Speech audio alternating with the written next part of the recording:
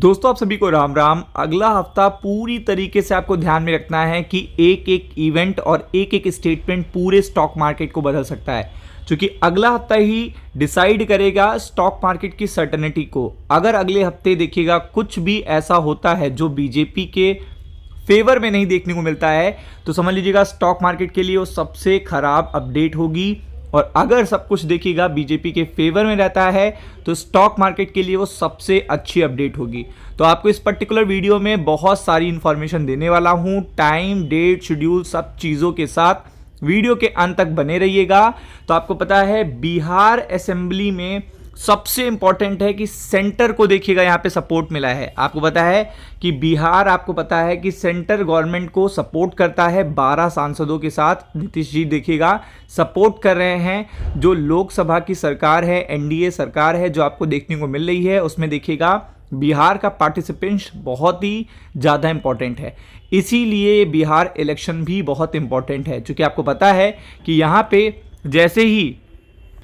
जैसे ही अगर आप देखेंगे कि यहाँ पे एनडीए, अगर फेवर में एनडीए के सब कुछ आता है तो आप समझ सकते हो नीतीश जी पूरी तरीके से यहाँ पे एक्टिव जोन में रहेंगे और उनका जो समर्थन होगा वो पूरी तरीके से एनडीए को कायम रहेगा और तभी 2029 तक देखिएगा सरकार चल पाएगी।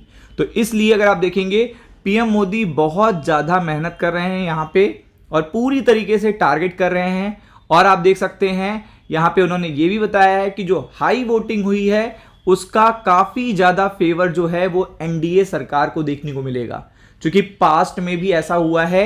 4 में से 3 बार जब देखेगा क्या हुआ है, 4 में से 3 बार जब हाई वोटिंग हुई है तो कहीं ना कहीं पॉजिटिव जो अपडेट आई है वो एनडीए के लिए आई है। और आप देख सकते हो कि सबसे इंपॉर्टेंट ये इसलिए है क्योंकि अब last phase of election Bihar में आपको देखने को मिलेगा 11 तारीख को। अब ये सबसे इंपॉर्टेंट अपडेट है, 11 तारीख को आपको देखने को मिलेगा पूरी तरीके से last phase of election of Bihar.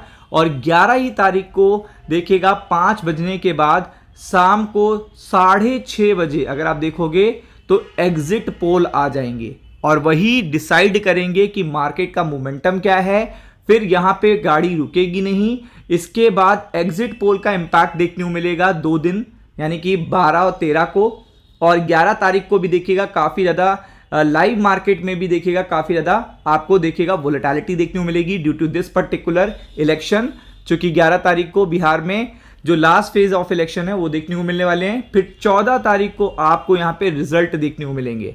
तो आप समझ सकते हैं कि 6 नवंबर को ऑलरेडी यहाँ पे इलेक्शन हो चुके हैं 121 सीटों पे और यहाँ पे मोदी जी कह रहे हैं कि एनडीए को मैसिव देखिएगा लीड देखने को मिली है।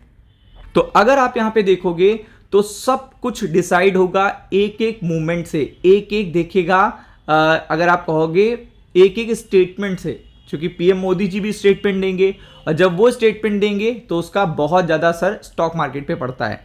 तो आप देख सकते हैं कि यहाँ पे फर्स्ट फेज के बाद multiple statement PM Modi ji ने इस सैटरडे संडे दिए हैं, जिसका इंपैक्ट आपको कल देखने को मिलेगा। और कल जैसे ही खत्म होगा तो 11 तारीख से देखिएगा लगातार अपडेट आपको देखेगा बिहार इलेक्शन से आना शुरू हो जाएंगे और फिर देखिए आपको पता चलेगा स्टॉक मार्केट में बड़ा मोमेंटम क्या होता है।